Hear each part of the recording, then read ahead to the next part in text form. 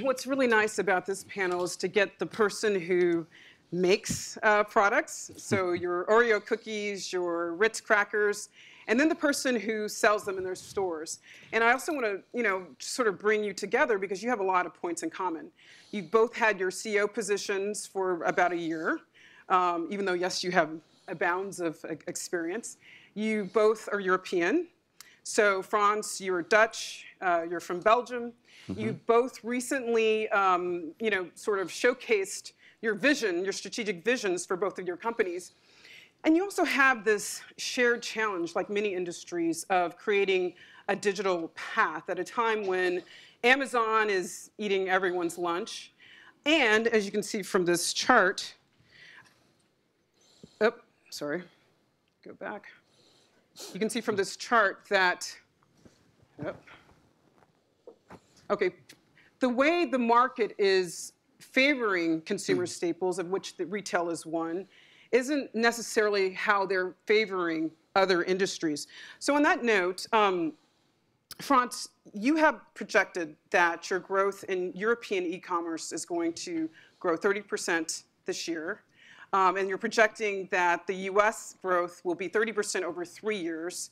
So what's going to be the catalyst, whether it's a tech event or other, that will propel your US shopper to buy more groceries online?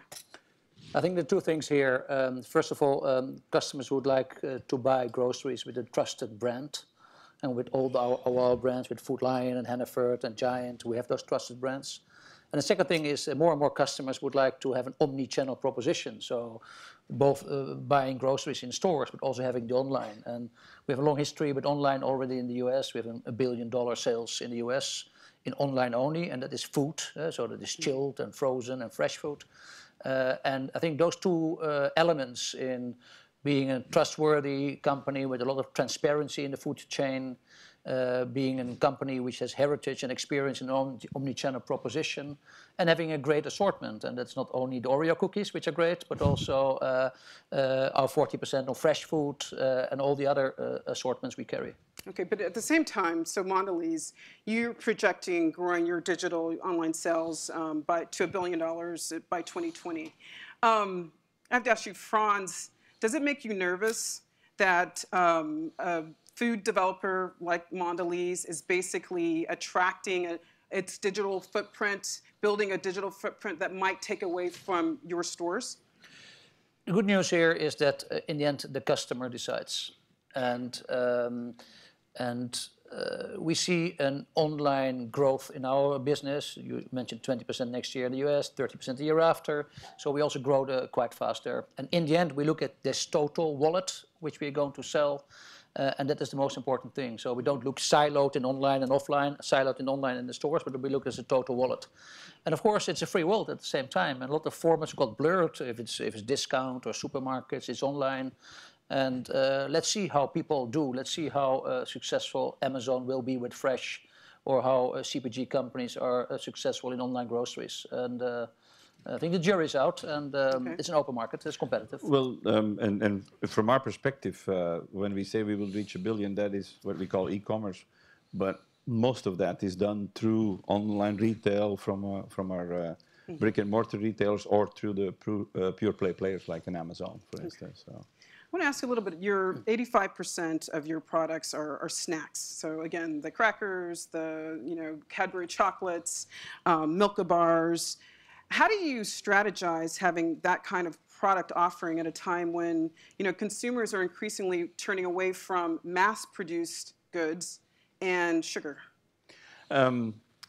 We just launched a new strategy called Snacking Made Right. And the Made Right, snacking stands for the fact that we're a snacking company, but the Made Right refers to a number of things. And in the first place, it refers to the fact that consumers want an assortment of products. The same consumer at a certain moment might take a very indulgent product, and in the same day at another moment might take a very healthy product. And so we offer an assortment of products. We, for instance, also do Belvita, which is a breakfast product, or we have Enjoy Life, which is free of all allergens.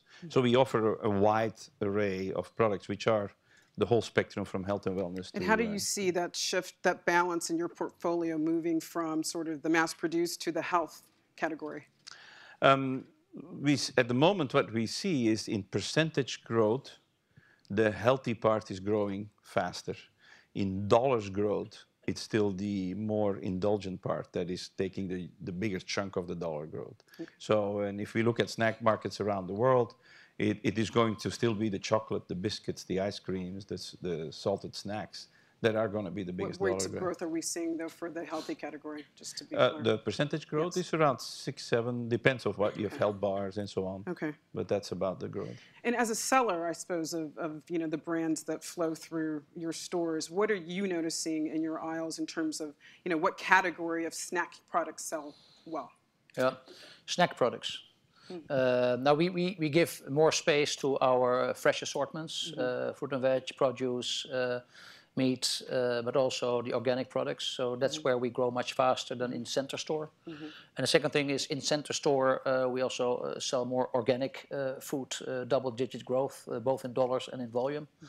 But also, and agree with Dirk, I mean, it's up to a customer to decide what they would like to eat. But I think we can help, if they would appreciate that, to find the right balance. So more and more technology is coming into place to help customers navigate on the calorie level or on healthier alternatives. And for example, in the Dutch market where we operate, we have an app where you can say, I bought this over time, which we can see based on your loyalty card. Do you want to know healthier proposals? And if the customer says yes, it's up to them to decide. Then we can give them good alternatives with lower sugar, lower sodium, lower fats.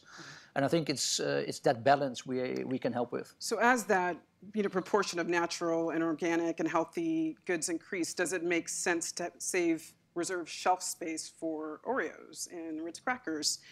How would that change in the way you sort of organize your store placement?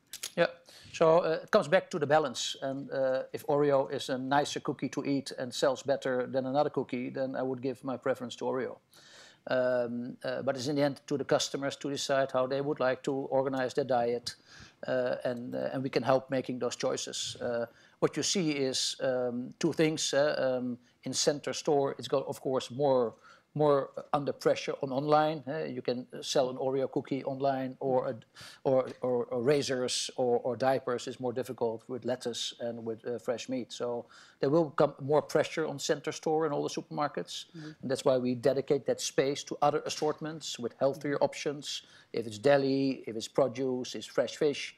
And that's where we also grow much faster in fresh food at the moment. Right. Okay. So you don't see that, shifting in terms of, the packaged foods, mass-produced, sugary snacks. No, I think it's fair to say that the Americans also love their national brands, and they love the variety. And we operate supermarkets which are much bigger in the US than they are in Europe.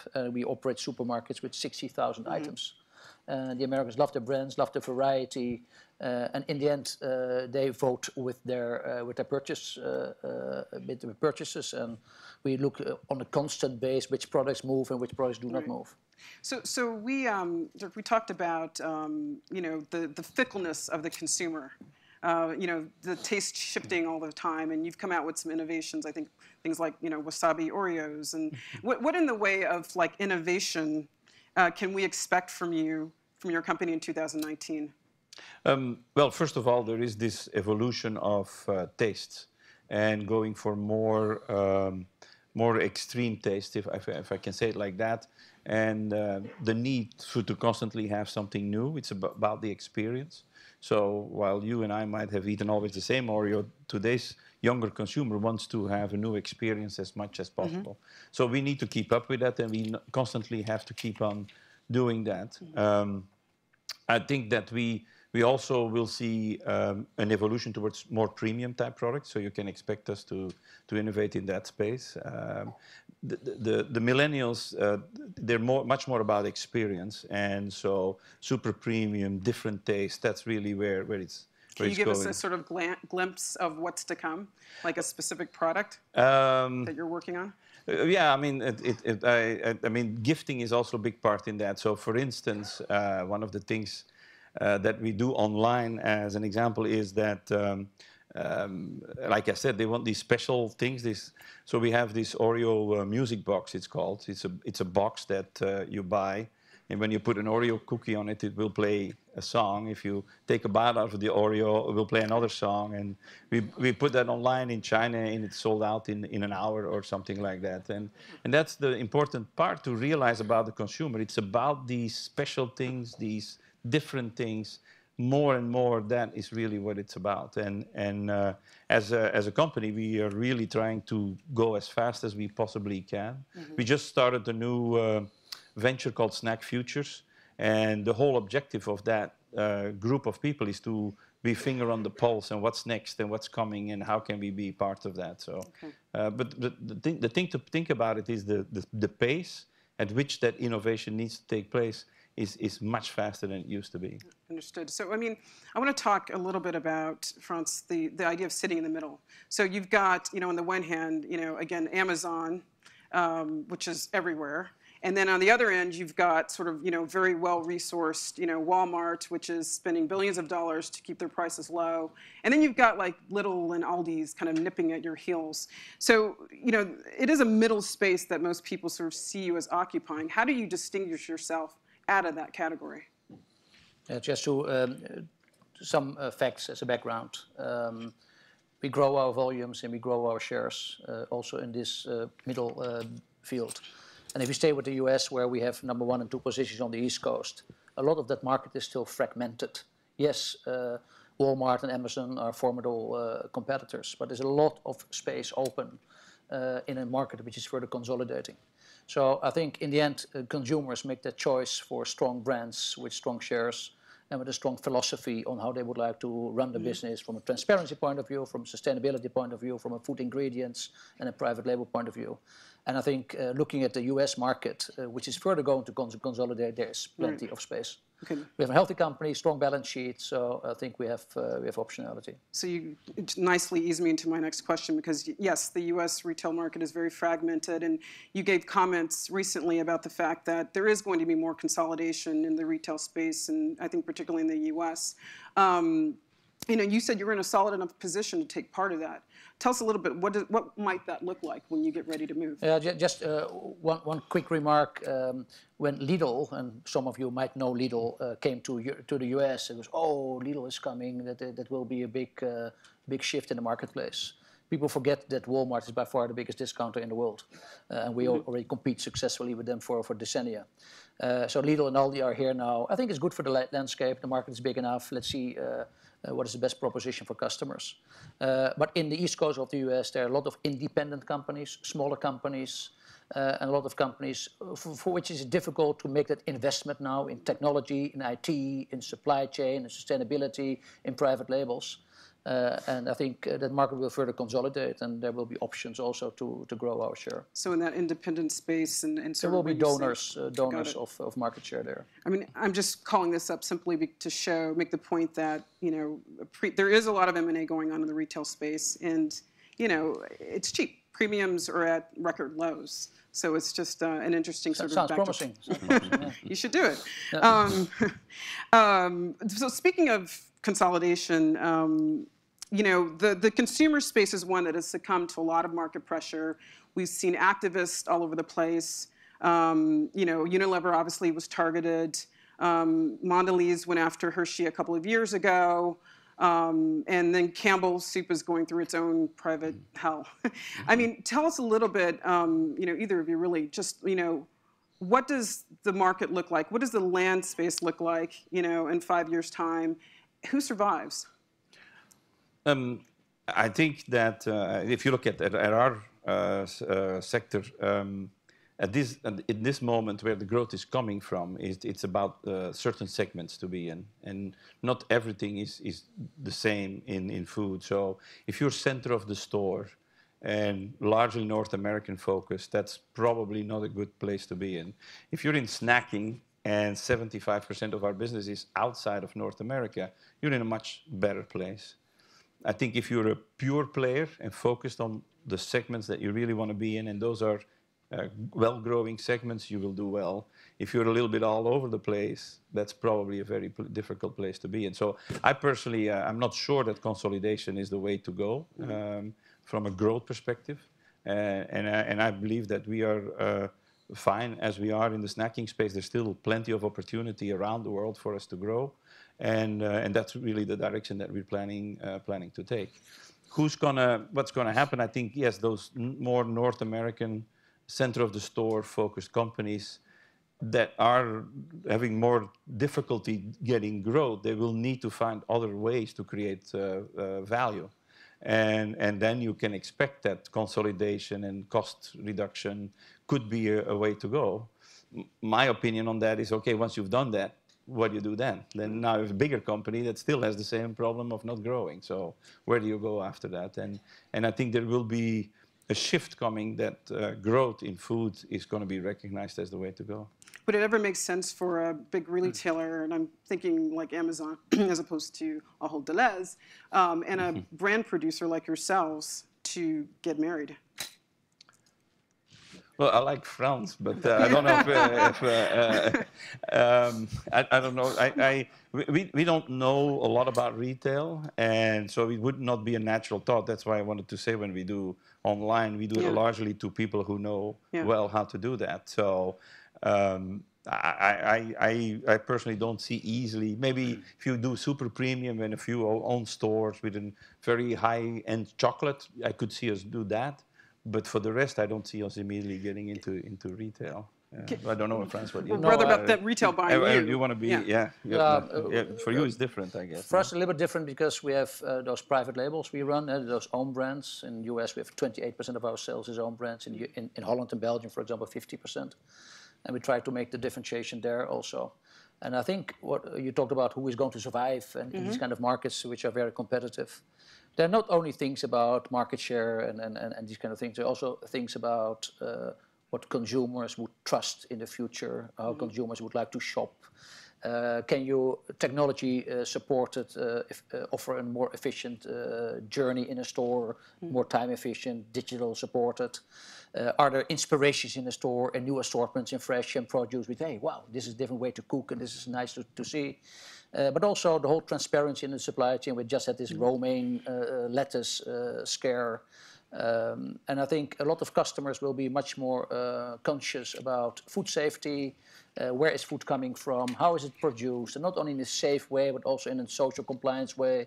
And I think that whole transparency will be also further supported by technology. And those companies who can invest in technology, who have a trusted brand for food safety, but also for example, data privacy, because that's another topic, of course. I think those customers will earn also the trust of consumers, and those companies will grow. So I have time for probably one more question. I just wanted to, let's see if I can do this right now.